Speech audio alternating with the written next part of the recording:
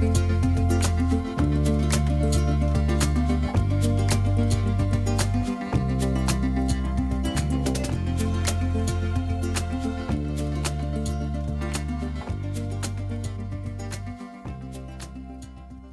got his own theme tune. Well, you have in a way there, Philomena, courtesy of Mac and Malcolm. Let's see if we can find this because we haven't seen it for ages. I barely recognise the bloke anymore. It's been so long. Let's play his tune and bring him onto the screen.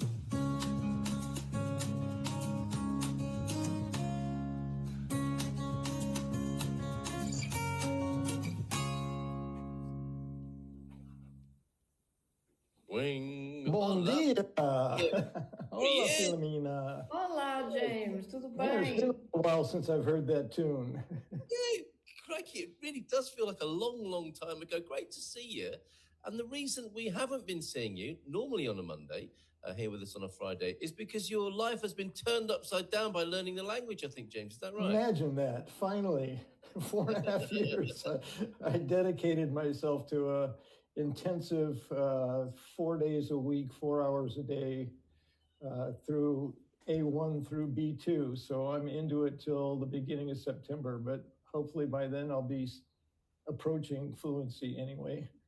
How about that? So 4 days a week, for Muito 4 bem. hours a day, Obrigado. and for many months. How is it going? How has that been? That's quite the change in your lifestyle, is it not? Yeah, I'm loving the class. The biggest thing for me is that I was so used to having what I call discretionary time, and all of a sudden 16 hours a week is just gone. Yeah. Well, not gone, but being used for something. So it's not that I don't have time to do other things. It's just that I have to now schedule and arrange around it. And that's the biggest change. The course is being taught strictly in Portuguese, so that's being a real challenge. And I understand the reasoning for it, and I'm actually happy that it worked out that way. I was cautious about, or reluctant, I guess, initially about taking a Portuguese language course that was being taught in Portuguese because I still struggle a lot to hear the language. But as I know, this is how the learning creeps its way into your brain so that you can actually do something with it. So I just have to put up with being that adult frustration of not understanding and just let it in, and pick up, little by little and build from there. So other than that, that's my only frustration. I'm really enjoying the course. I was caught a little off guard on the very first day because the teacher, who's very enthusiastic and she's great. First thing when she came into class, she says, "Bom dia." I'm like, uh-oh. I think this is Brazilian. And then, just committed 4 months of your life to learning Brazilian Portuguese.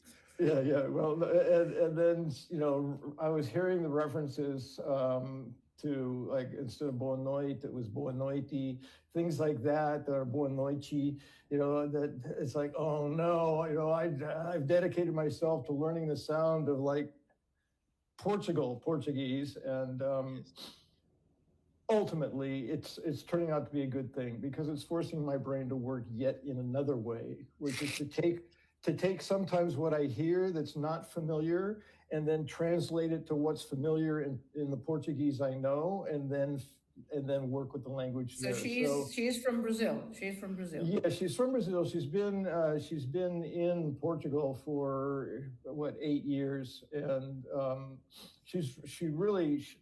I don't want to say she's a linguist. She's a teacher, like you, Filomena. She loves her students. She loves teaching. She loves the language. And she has the enthusiasm for it. She has the patience for it. All of that is really great. Which is why when we completed, which we just did last week, we completed the A1 portion of it, which is fast. It's 6 weeks, boom, A1's done. So, whew, okay, now we're on to A2. But what was I going to say? I don't know. I got lost. I just got so enthusiastic about It being sounds like in you're the getting course. almost two languages for the price of one. Well, and you're- not really, because she breaks down. Oh, that's what I was talking about, her history. She understands the language enough that she often makes references to, this is what they say, this is how they say that in Brazil, but that's not the way they say it here. She still doesn't pronounce the way I'm familiar with. I think she still emphasizes the final vowels in a way that Portugal doesn't do that. They swallow the vowels, and then there's noite and obrigado and things that are just different. But it's familiar enough that I can maintain what I'm happy I learned what I learned before going. Otherwise, I wouldn't know the difference. If I was a brand new, I'm sorry? Yes. Well, it's very interesting to me that you have that discernment. You have that level of discernment yourself already. Yeah. Yeah, well, I dedicated my emphasis in what I learned up to starting this course and continuing through is pronunciation. I really wanted to get the sounds because I'm still not hearing them. And so I really wanted to get it down. So I figure if I can produce them, then I can begin listening for them more, whatever. Yesterday we had an exercise where we read out loud some stuff that we filled in that was all in Portuguese. And every student in there, well, I'll go back to that, but it was difficult on my ears because the accents and the real struggle to just make Portuguese sounds. And I was thinking, okay, well, I think I'm better than that. I think, in terms of having the sound of the language. So it came to my turn, and everyone else was reading, and everyone in the class was helping and going, no, it's not M, it's, and everyone was doing that. And it got to me, and the class got silent.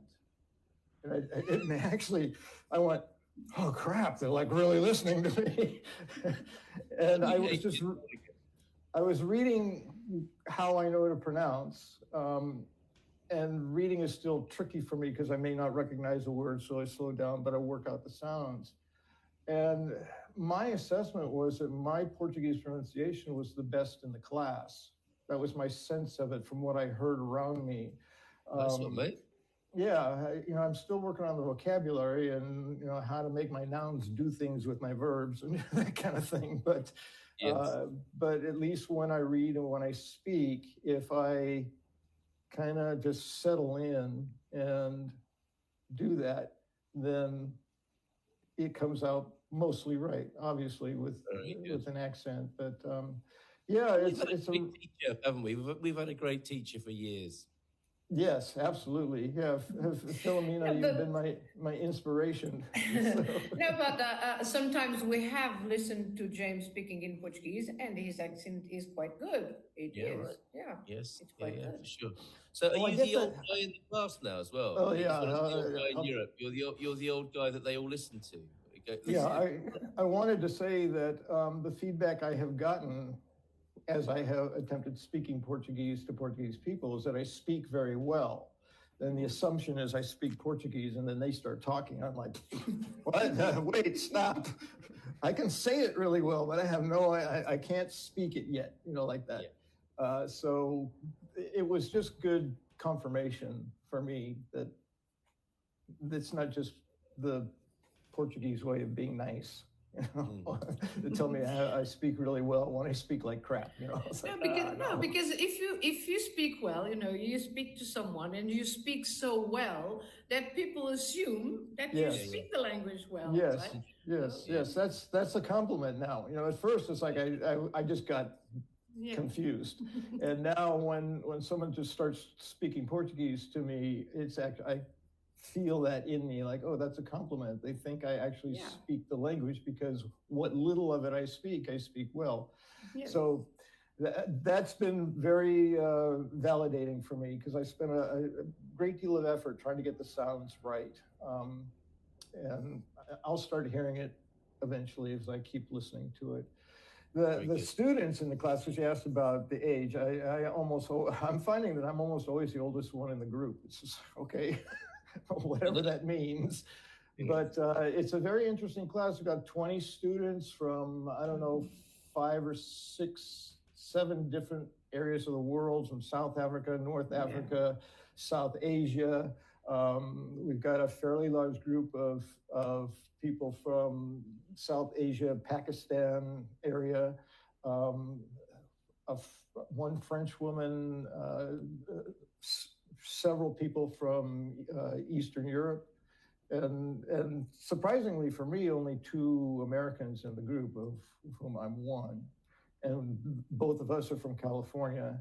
Yeah, it's really interesting because I'm sure, Philomena, you do the same thing where you can help the students relate to the language they're learning by what's really different and what's really similar, and how in English it's this, but in here it's this, and oftentimes lots of times, yeah. Yeah, and you get the commonality, you get down to the roots, which is fascinating to me. I mean, I love history, so to say, oh, that's a Greek origin or that's a Latin origin, I can get it.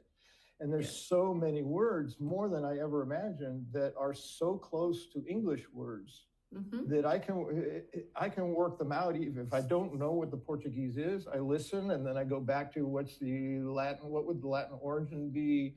It might be that, and then I put it together, and probably 8 times out of 10, I'm correct. So that's really helpful, having those references. I can't tell you how many times, because I've got the South African student sits right next to me, and then the other American student sits right next to him. So we're the little English speaking section. So every once in a while, a word will come up, and they'll be going, what is that? And they'll be getting on the translators, and I will go, I don't know what it is either, but I'll go to what I hear in its origin, and then I can put it together. I said, probably this, and then sure enough, when we work it out, it is. It doesn't work all the time. But yeah, well, this is amazing. 4 days a week, 4 hours a day. Yeah.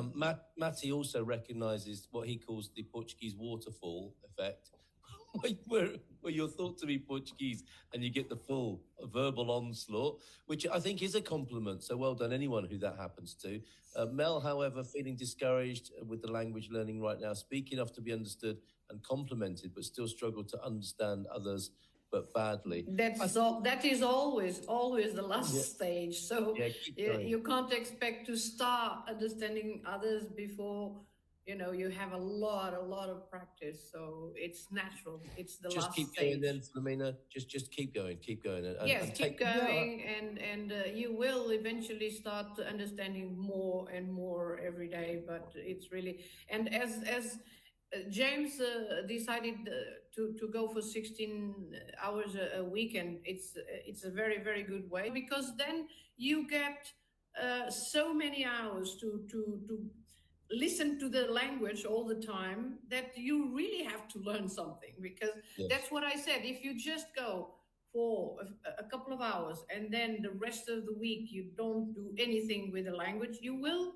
lose everything. You will just forget, and that's sometimes what happens with people. They think that, okay, I go to the lesson 1 hour a week and then, okay, I learn it. I'm afraid no. I mean, you really have to work, even if it's 15 minutes a day, even if it's just 15 minutes. But if you don't have any contact with the language whatsoever, after a week, it's all rusty. Yes, well, I made the assumption that being in Portugal, I would be immersed in the language, but that's not true, because it depends a little bit on you. If I don't make an effort to engage in Portuguese, then I'm not being immersed. And what I discovered is, after 4.5 years of being here, I worked out that I pretty much was at an A1 level when I started, or by the time I finished the A1. It's like I pretty much knew all that stuff. There's a little bit here and there, but more or less I was A1. But that was after 4.5 years. And now after A1 for 6 weeks, I'm solidly A1 and moving into A2 in the following section. So you're absolutely right, Philomena. It's the consistency. That's every day. If it's 15 minutes a day, but concentrated. Yes. Not just 15 minutes of, I had the radio on for 15 minutes. It's like really having to make your brain really work, try to understand it. Yeah, get it down. And my teacher, Andrea, she's saying over and over, you have to hear it, you have to speak it, you have to write it. Yeah. She says the writing, and she's lots of sign language to help us learn the words. You have to write it to remember it, right? That kind of thing. Yeah. So Yes. I also do a lot of miming. yes, it's necessary. Yeah. It's probably 80% of the communication is what we do with our body. But it's forcing me to listen closely. Like it can't just be background. I'm trying to understand the direction she's giving us, or I'm trying to understand the explanation that she's giving, and it's in Portuguese. If I don't listen and really listen and pay attention to everything, I'm not going to get it. And that's what drives itself into the brain. Right? Otherwise, it just it goes in and right through, or bounces off, or whatever happens, but it doesn't get in there. So I'm really happy I did it. It was my last. Good decision, James. Yeah, absolutely. Congratulations. Yeah, well done. And it's really lovely to see you here and to acknowledge you for doing that. With Matty, I'd given myself 1 year to be fluent. I think we've all been there, Matty. Sometimes 3 months. Sometimes you give yourself 3 months to be fluent. Yeah, you see that, don't you, on Facebook? Well, can anyone recommend a Portuguese teacher? Because I intend to be fluent by the end of the week. Thank you very much. Yes. Matter. I talk to Portuguese pretty much every day. Still only pick up bits. That's what when you were a child, Mel. That's what you did when you were learning to speak English. That's exactly what you did, right? It took a while. No offense. Poco a poco, poco a poco a poco. It's always this is a sign. She says we understand that. She says your babies. Poco. Very good. And what the translation I've made is that to figure out how long it took me to learn my native language. I wasn't fluent like this till I was 15, 16, 17 years old, where I could talk like this. By 7, I could do pretty well. So 7 years in, hopefully I'll do pretty well in Portuguese, but 7 years is not 2 months or 3 months. So, yeah. Well, thank you so much, Filomena, for being with us. Lots of love to Paolo. De nada. Obrigada. James, great to see you, mate. Thanks for popping in. Great to be seen. Thank you. Yeah.